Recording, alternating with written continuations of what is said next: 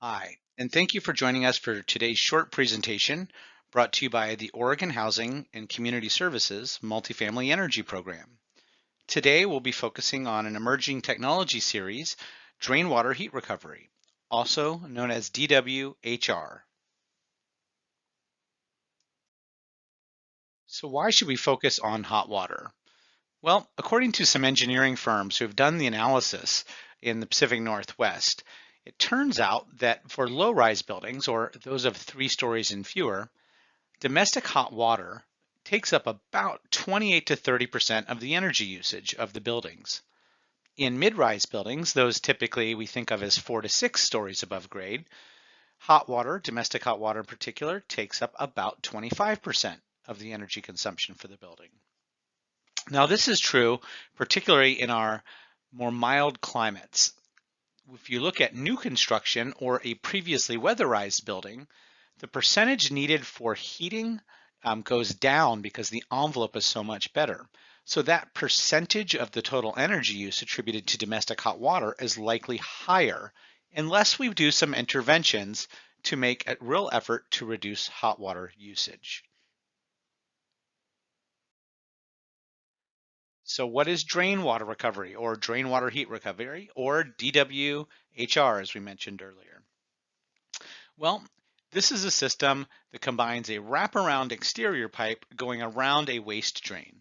And when the water goes down the central drain pipe, it tends to cling to the outer walls of the pipe. It's just part of the physics. It will actually kind of wrap itself around and go down the drain pipe, clinging to the exterior. Because the incoming water coming into the water heater or directly to the shower head travels around the pipe in copper tubing, it's preheated by this wastewater through conductive heat transfer.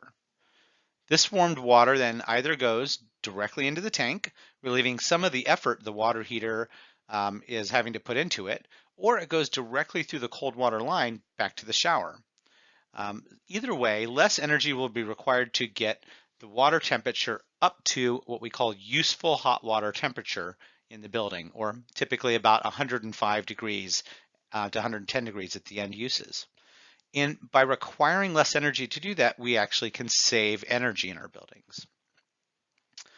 One of the other attractive items about drain water recovery or drain water heat recovery is that it is a passive system.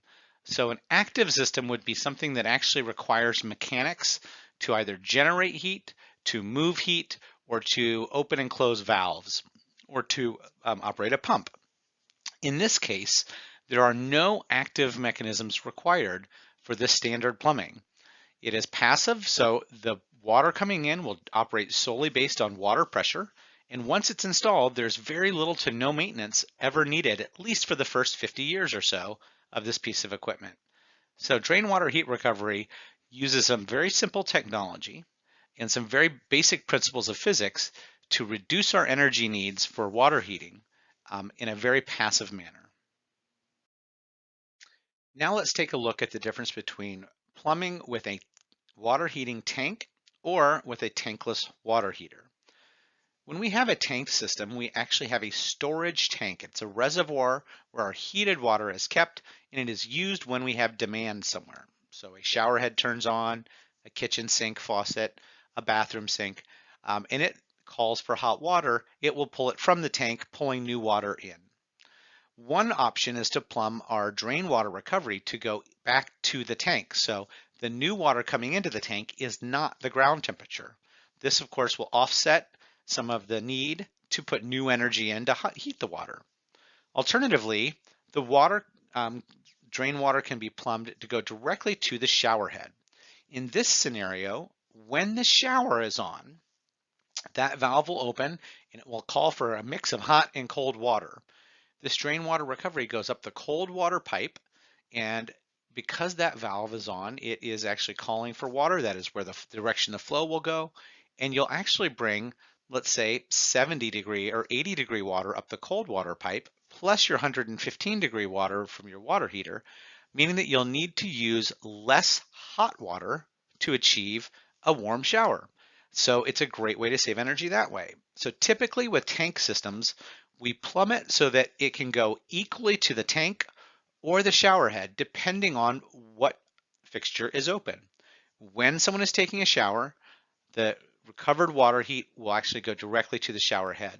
When they are not, if they're using another sink or another device in the building, any recovered hot water will go to the tank.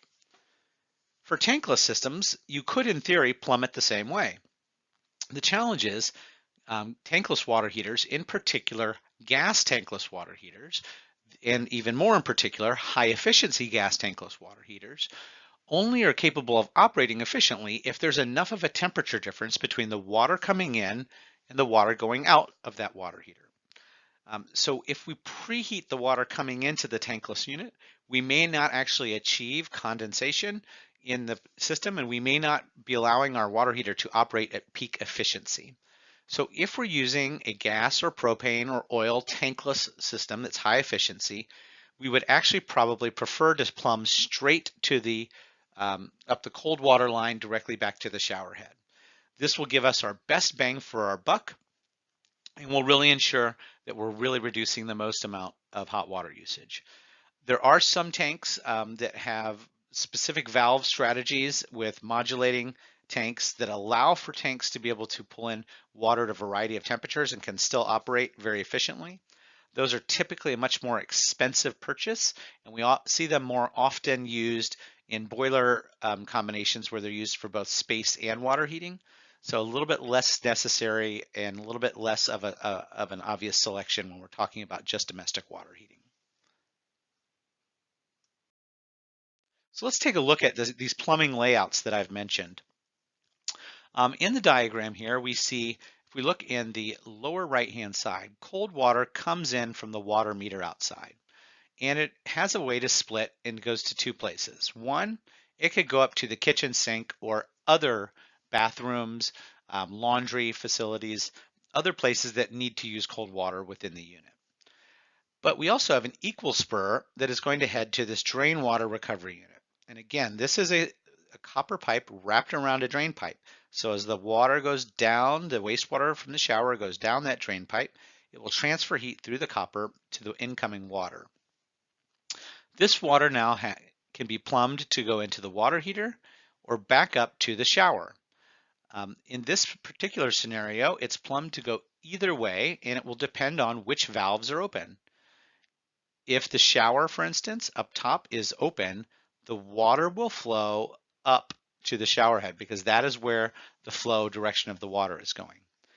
If, however, another device was calling for hot water in the home, potentially a washing machine or a kitchen sink, the flow would actually be coming primarily out of the water heater and it would pull new water in. So either way, we're still getting pretty good efficiency because the drain water recovery unit is allowing us to either bring waste heat back to the water heater or up to the shower head.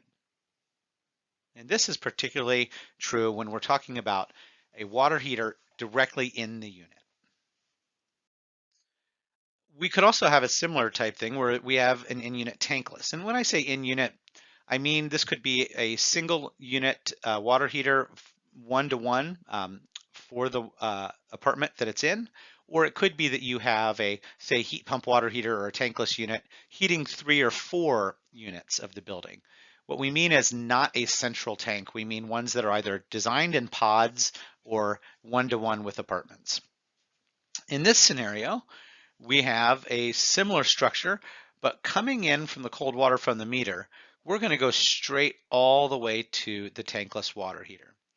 And if you recall from the previous 2 slides ago, the reason why is tankless water heaters operate best when they have a good temperature difference between the incoming water and the outgoing water. Now, it doesn't mean that the drain water recovery is of no use. In fact, every time the cold water that comes off of here, which in this case would be a shower head, every time that shower head is open and turned on, it will be the primary place to pull water from. It's just instead of making a decision after the drain water recovery, that pressure flow makes a decision much earlier in the process.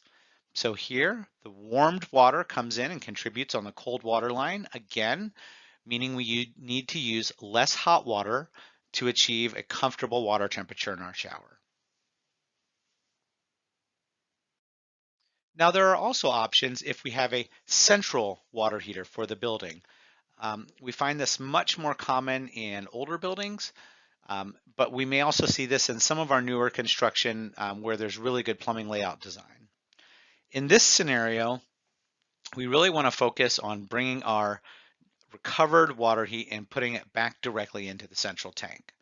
We'll talk in just a minute about the savings availability by going directly to the tank versus going to the shower. But in this scenario, we either have anywhere from 2 to 6 stories above this tank, and trying to plumb this all the way back up, more than 2 stories to a shower head is not only going to be a plumbing challenge, but we may lose some of that waste heat by the time it goes up several stories. So it's a much better and easier bet to plumb this directly into your central tank if this is the design that you have. So let's start thinking again, big picture of why drain water heat recovery might work for multifamily. First of all, our domestic hot water systems do have large loads. Again, somewhere from 25 to 30% in most of our buildings of the total energy use for existing buildings, and even higher potentially up to 40% in new construction or in massive retrofits where we have a terrific envelope. So we're really talking about helping out with one of the largest loads in the building. Larger systems, we can really benefit on this concept of economy of scale pricing. So if you think about the challenge of putting in this type of plumbing scenario, it can be really challenging to put in one for every single unit. It would be very impractical in a retrofit scenario. But in a retrofit scenario, you could put in one of these per large wet wall or per large, combined drain for several stories and plumb it to the central water heater. Or you could put these in a new construction with some simple design elements to treat anywhere from 1 to 4 or 1 to 6 units at a time, recovering that water, being able to only have to go up a couple of stories to go back to a shower head. So you can really get some nice benefits of scale that would not be available for a single family home. Single family homes find this challenging to be cost effective. In multifamily, because of the opportunity to do so many at once, it actually could be a cost effective measure. As mentioned before, these are passive systems. Once installed, they require very little maintenance and continue to deliver excellent heat recovery and can really lower our bills with very little for our maintenance teams to have to track afterwards. And then from a rehab perspective, if we're doing a large rehab event, such as basement renovations or we're doing plumbing overhauls, these are great times to consider putting in a piece like this that may have been harder to think about in a first cost scenario in new construction, but when we're already considering a massive renovation or a massive rehab event of a basement and plumbing scenario, this may be much easier to fit in. Next, we'd like to focus on the difference between application in new construction versus retrofit scenarios. We'll take a look at a couple of different considerations here. Let's start with building disruptions. A drain water heat recovery system usually requires 4 to 6 feet of access to drain lines. As you can imagine, this can be particularly challenging if you were trying to put this on, say, once per floor in a retrofit scenario or a remodel scenario. It really in those types is only going to make a lot of sense to feasibly plumb this into a basement where you have a central system. On the plus side, you get to take advantage of, if it's a 3-story wet wall, 3 stories with wet wall above it, you may have, 6 to 8 to 9 to 12 different showers that are all kind of coming down a similar drain line path. So you may be able to maximize the actual access to warm water coming down the drain. In new construction, it's actually, since you were already building the place, you can build this and design it in. And having one system per every other floor or one per floor allows you the ability to, again, take some of these different plumbing opportunities to heart, either plumbing back to the cold water shower line or to the individual tanks or tankless units. So it is going to be a little bit more access, of course, in new construction. When we talk about energy efficiency or associated savings, In general, drain water recovery systems, heat water recovery systems, are about 30 to 60% efficient at capturing the waste heat from the shower that's coming down. So it's really more about how often it can do it because it's going to be fairly consistent on how well it does that work. If you're looking at a single single system per water heater, so if you were to do this in, say, new construction, and maybe there's a heat pump water heater installed in every unit, or maybe a heat pump water heater installed serving 2 to 4 units, you're going to get somewhere like a 30 to 40% reduced hot water use if you plumb that back to the shower head. That's a pretty significant number and not anything worth over or under exaggerating on. If you're looking at an existing building, since we're pretty much so going to be going to that central tank in most scenarios, that's just really what's available. We're looking at something on the order of a 28 to 31%, about 30% reduction in energy use for hot water. Still pretty good. Maybe not quite as good as when we have that ability to plumb to both the tank and to the shower head, but still not bad.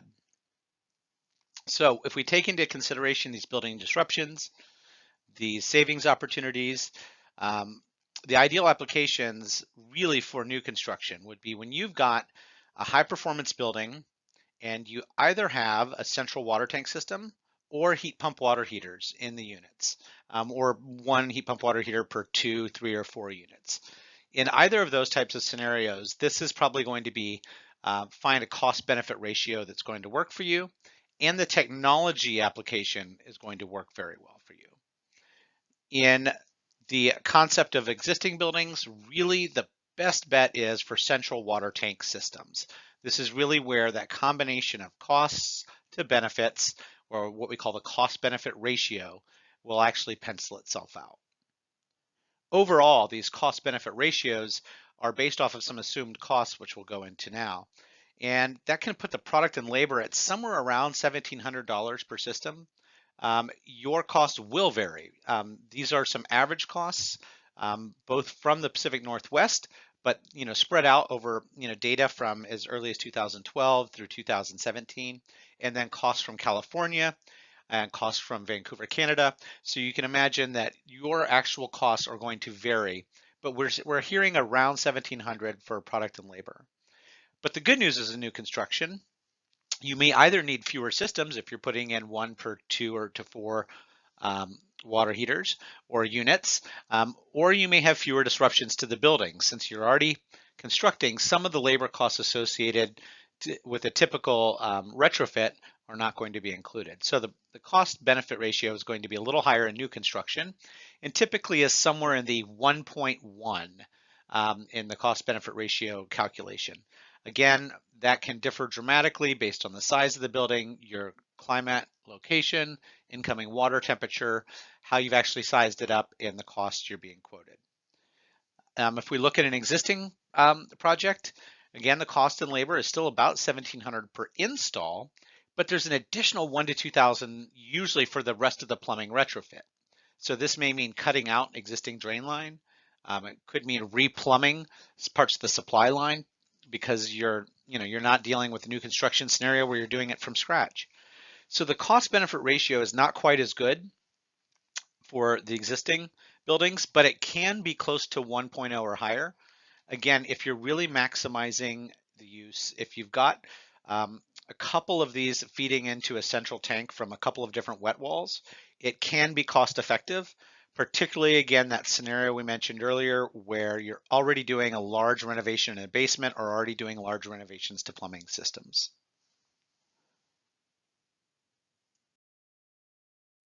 So how does this translate to the Oregon Multifamily Energy Program's incentive structure? You may by now be familiar with our incentive project and program. We have 3 different types. We have what we call prescriptive, bundled, and then whole building path types of incentives. Unfortunately, this product does not fall under prescriptive or bundled path at the current moment. And that is because those are based on deemed savings. And we currently don't have a deemed savings number in the state of Oregon or the Pacific Northwest for this device. That said, it does fit pretty well into the whole building path. And this is where energy modeling is done to actually show that the new building will perform either 20, 25, or 30% better than either the code or to the existing conditions in the case of a retrofit. Typically, the type of percentage savings we're seeing for a whole building might be on the order of 1 to 4%. And that comes from this idea of, saving somewhere around 30% on hot water, and hot water being somewhere in that order of 25 to 30% of the building energy consumption.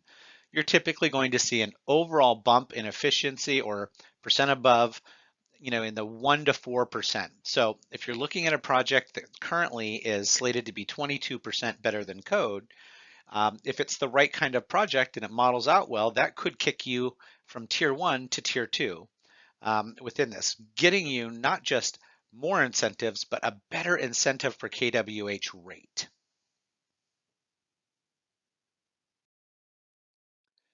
So with that, I'd like to thank you for spending some time with us today. Again, this has been brought to you by the Oregon Housing and Community Services Multifamily Energy Program.